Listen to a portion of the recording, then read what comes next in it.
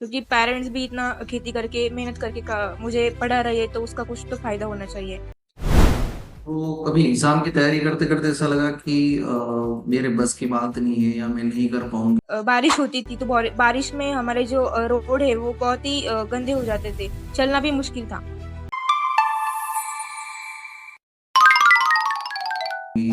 तो भाई अमृता, हमारी हो कैसी हो? हेलो सर, मैं बहुत बढ़िया हूँ। और काफी टाइम के बाद तुमसे टाइम निकला कि तुमसे यार पॉडकास्ट तुम्हारे साथ शूट कर सकूं। काफी चीजें बीच बीच में आ रही थी। गाइस, हाँ। पॉडकास्ट स्टार्ट करने से पहले मैं आपको बता दूं कि अमृता एक मेरी स्टूडेंट है जो विलेज बैकग्राउंड से बिलोंग करती है। काफी उस क्षेत्र में काफी सारी कमी होने के बाद भी अमृता ने टीसीएस एनक्यूटी की प्रिपरेशन करी और उस एग्जाम को क्लियर करा। और काफी बस थोड़े दिनों में कहीं ना कहीं इसका ज्वाइनिंग लेटर भी आ जाएगा, ऑफर लेटर रिलीज हुआ। सो मैं ये पॉडकास्ट उन लोगों के लिए शूट कर रहा हूँ जो लोग सिर्फ अपनी प्रॉब्लम को लेके हमेशा खड़े रहते हैं कि हमारे पास ये नहीं था, वो नहीं था, एक्स वाई जेड। और काफी सारी गाइडेंस हमको हमें देगी कि उसने किस तरीके से अपनी स्ट्रेटेजी बनाई, क्या प्रिपरेशन करी, किस तरीके से उसने अपनी प्रोसेस स्टार्ट करी थी। उसने कितना टाइम स्टडी को दिया, कितना टाइम थ्योरेटिकल प्रैक्टिकल स्किल्स पे काम करा। तो ये सारी चीजें हम इस पॉडकास्ट में डिस्कस करेंगे। ओके। सो अमृता, उसका स्टार्ट करने से पहले थोड़ा सा अपने बारे में बताओ कि आपका बैकग्राउंड क्या, कहाँ से बिलोंग करते, फैमिली में कितने मेंबर हैं और कैसी रही जर्नी, किस तरीके से स्टार्ट करी थी, क्या इंस्पिरेशन रहा था?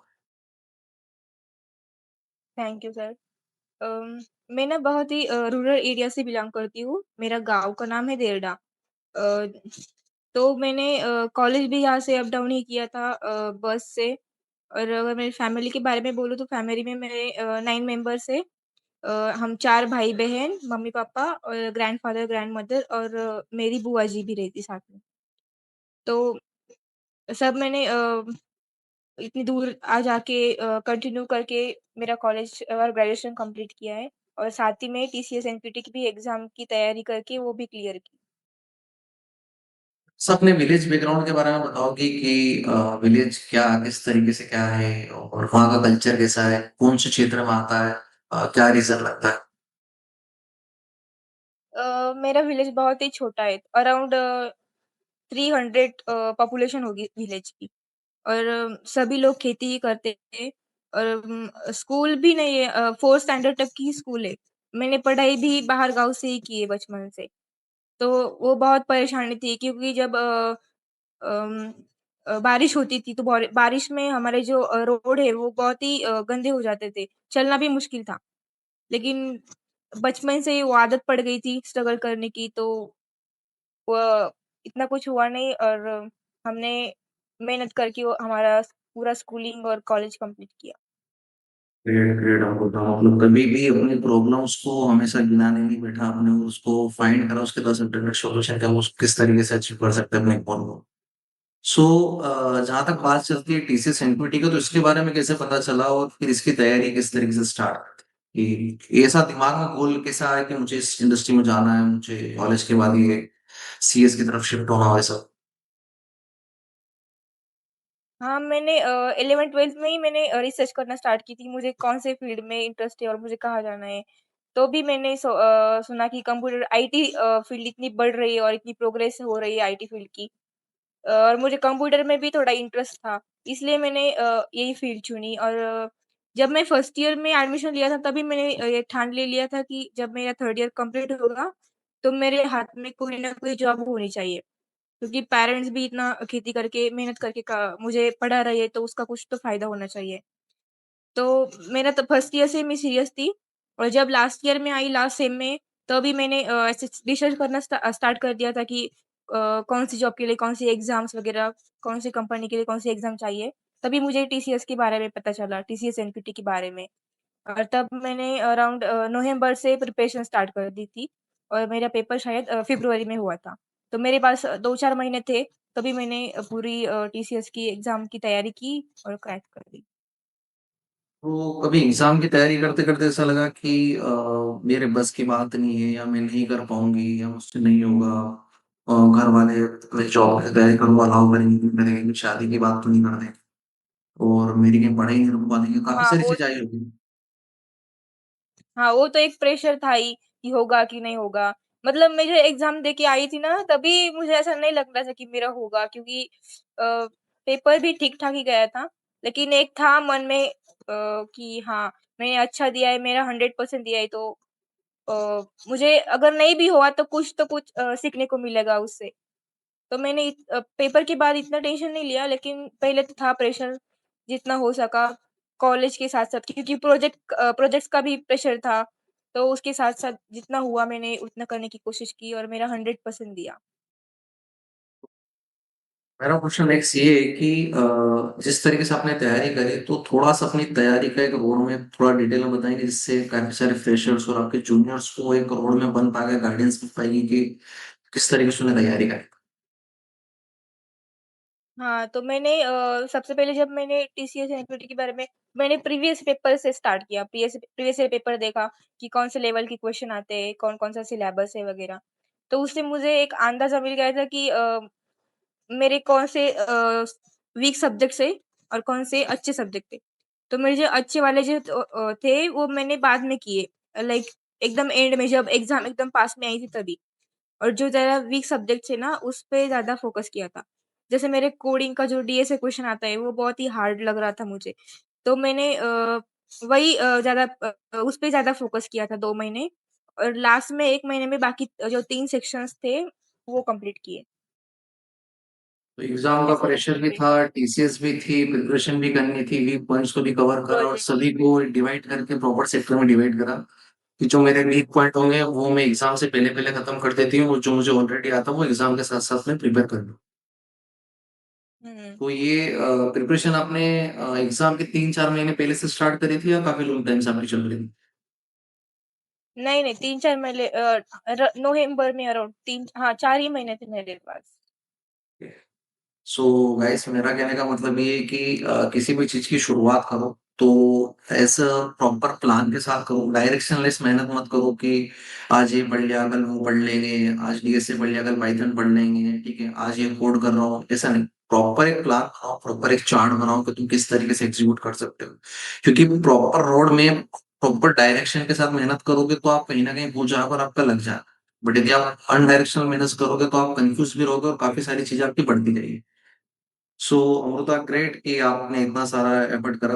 अ, मेरा काफी वो क्वेश्चन है कि लाइफ में से सबसे टफ फेज कब आपको लगा कि जहां से आपको लगा कि यार मेरे को गिव अप कर देना चाहिए, मेरे से अब नहीं होगा और मैं अब डन कर रही हूँ, कब नहीं कर पाऊंगी, कभी ऐसा फेज भी रहा हो? हाँ सर। क्योंकि जैसे मैंने बोला मुझे डीएसए बहुत ही हार्ड लगता था। जब मैंने स्टार्ट किया तो थोड़ा-थोड़ा ईज़ी लगने लगा, लेकिन बाद में बहुत ही हार्ड कॉन्सेप्ट आने लगे। तो मुझे एक टाइम पे ऐसा भी लगा कि क्यों ही देनी है एग्ज़ाम, बाकी के भी ऑप्शंस है जॉब लेने के, कॉलेज में भी प्लेसमेंट आएँगे, तो क्यों मैं इतना ये करूँ?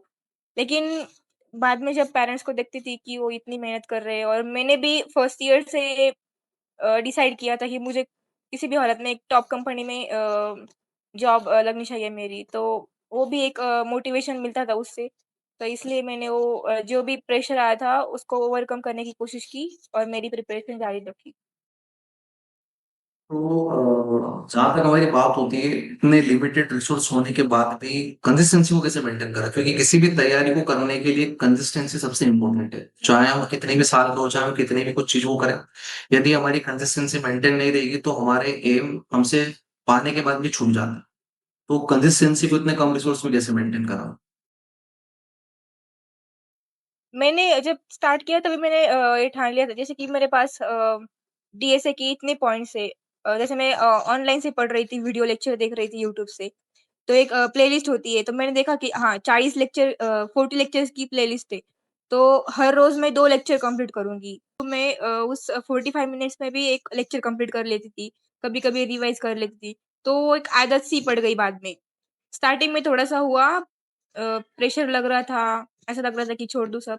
लेकिन बाद में जब मैंने धीरे-धीरे करा और मुझसे क्वेश्चन भी सॉल्व हो रहे थे, तो उससे मुझे मोटिवेशन मिलने लगा और मैंने वो कंटिन्यू करने लगी बाद में।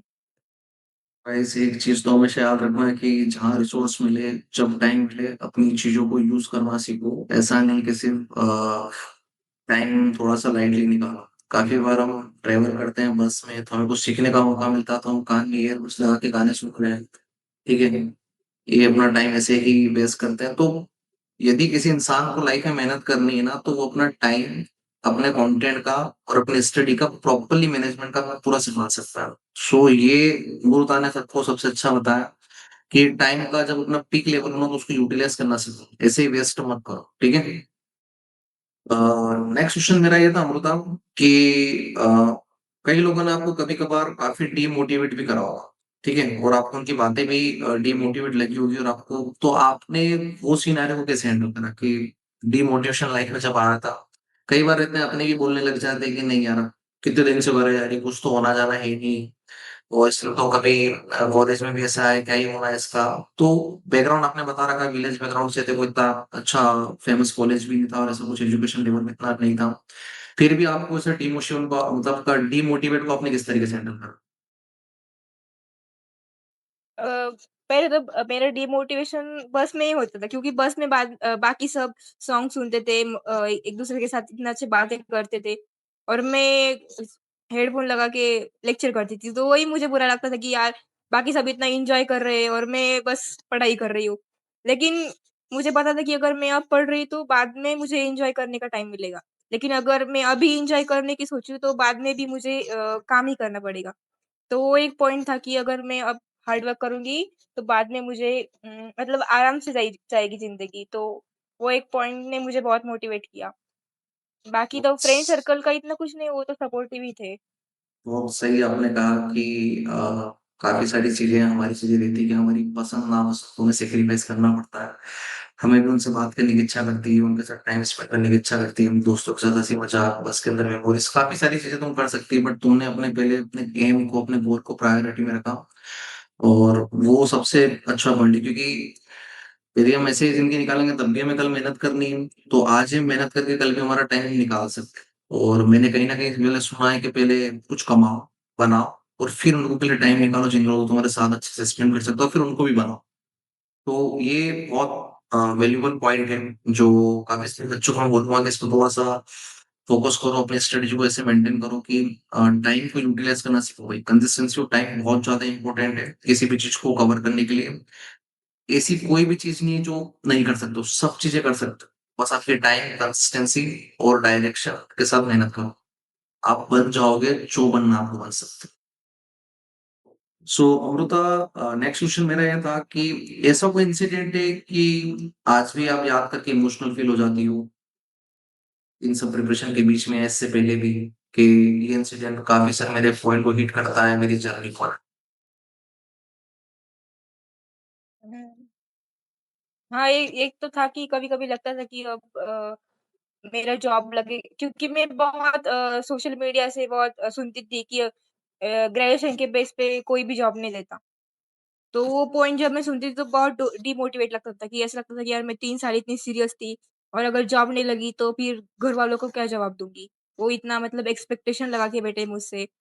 तो उस टाइम पे बहुत बुरा लगता था और ऐसे बहुत सारे इंसिडेंट्स हुए कि मेरे सीनियर्स ने भी बोले अगर अरे एबीसीएस के बेस पे तो कुछ भी नहीं होता, तुम्हें तो मास्टर करना पड़ेगा।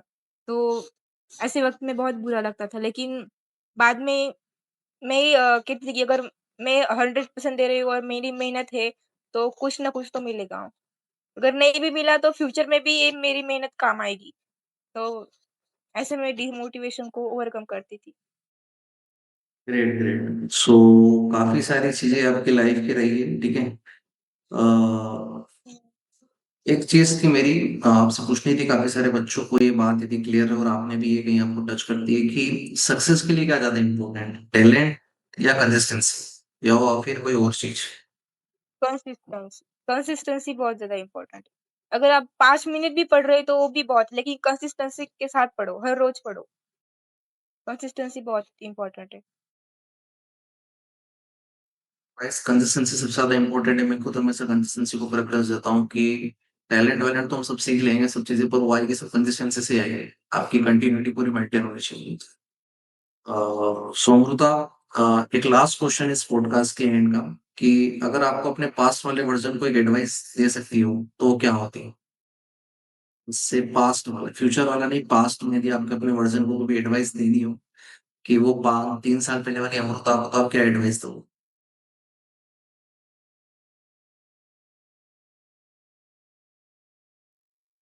उम, एक ही कि हमेशा जैसी हो वैसी रहो, कंसिस्टेंसी की हमेशा साथ में रखो और बाकी क्या बोलते हैं उससे इतना फ़र्क नहीं पड़ना चाहिए।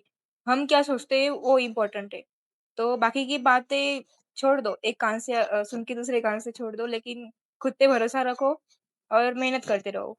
कभी ना कभी तो उस मेहनत का फल मिलेगा ही मिलेगा। तो गाइस मेरा ये कहने का है कि पूरी तरीके से मेहनत करो और कभी ये मत सोचो कि हमारा बैकग्राउंड ऐसा है, हमको वो चीज़ें नहीं मिल सकती। जो स्टूडेंट विलेज बैकग्राउंड से भी आते हैं और उनके पास भी काफ़ी सारे रिसोर्सेज़ की कमी होती है, तो एक लाइव एग्ज़ाम्पल हमारे पास अमृता है कि उसने भी अपना लाइफ़ का सबसे पॉइंट वो खेत में रहती है, उसके यहाँ नेटवर्क भी नहीं आता है, उसकी फैमिली में 8 मेंबर हैं। हर किसी की प्रायोरिटी का ऑप्शन को सबको सैटिस्फाई करना भी मुश्किल होता है, बट हमें अपने ड्रीम्स के लिए डिसीज़न लेना पड़ता है। तो डिसीज़न लो, मेहनत करो और पेरेंट्स की एक्सेप्टेशन गलत नहीं होती है।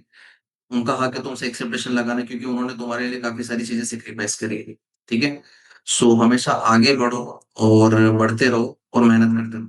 बाकी किसी को कुछ भी हेल्प लगेगी तो मैं अवेलेबल हूँ, अमृता की गाइडेंस लगेगी तो मैं अमृता को भी अवेलेबल कराऊँ। एंड लास्ट में एक पॉइंट है अमृता कि मेरी भी टीचिंग-वीचिंग के बारे में थोड़ा बता दो, मैं भी किस तरीके से था, पढ़ाता-वढ़ाता हूँ, ठीक है? थोड़ी-सी मेरी भी तारीफ़ सुन लूँ मैं। बहुत अच्छे पढ़ाते हो सर। मेरा डेटा एनालिटिक्स के बहुत ही बेसिक पता था मुझे डेटा एनालिटिक्स के बारे में। कुछ नहीं सर आप बहुत अच्छे से पढ़ाते हो क्योंकि हमें डेटा एनालिटिक्स एक ही मंथ का कोर्स किया लेकिन इतनी सारी सो लास्ट में जाने से टाइम पे यदि आप स्टूडेंट के लिए मैसेज देना चाहती हो तो दे सकती है। वही कि खुद पे भरोसा करो और कंसिस्टेंसी के साथ मेहनत करो। बाकी सब हो जाएगा। गाइस मेहनत करो, बिलीव खुद पे रखो। एक बड़े बुजुर्ग भी बोल गए थे कि जो मेहनत करता है उसका ऊपर वाला साथ देता है और वो सबका देखता है, सबका हिसाब उसके पास है हाँ। और आप बस मेहनत करो वो सबको देगा, ठीक है? और यदि लाइफ में स्ट्रगल और टफ मोमेंट नहीं आएंगे ना तो लाइफ बहुत बोरिंग सी लगेगी। सो मेहनत करते रहो और कुछ भी दिक्कत रहे, कुछ भी गंज रहे तो मेरा कॉन्टेक्ट नंबर आप लोगों के पास है, डिस्क्रिप्शन में मिल जाएगा। आप प्लीज मुझसे कांटेक्ट करो, कभी भी किसी को होप मोटिवेशन कुछ भी लगे या किसी भी चीज की जरूरत हो तो पुष्परा से कोई याद कर लेना, ठीक है? और thank you Amrita for joining this podcast. और वैसे काफी लोगों को मोटिवेशन मिला आपको देख करके लाइफ में किस तरीके से आगे बढ़ सकते हैं इतने कम स्ट्रगल्स और रिसोर्सेस में भी। काफी चीजें आपने मेहनत करी स्ट्रगल के साथ और रिसोर्सेस की कमी होने के बाद भी आपने काफी पॉइंट अचीव करे। So thank you so much for this podcast and all the best for your future. Thank you so much.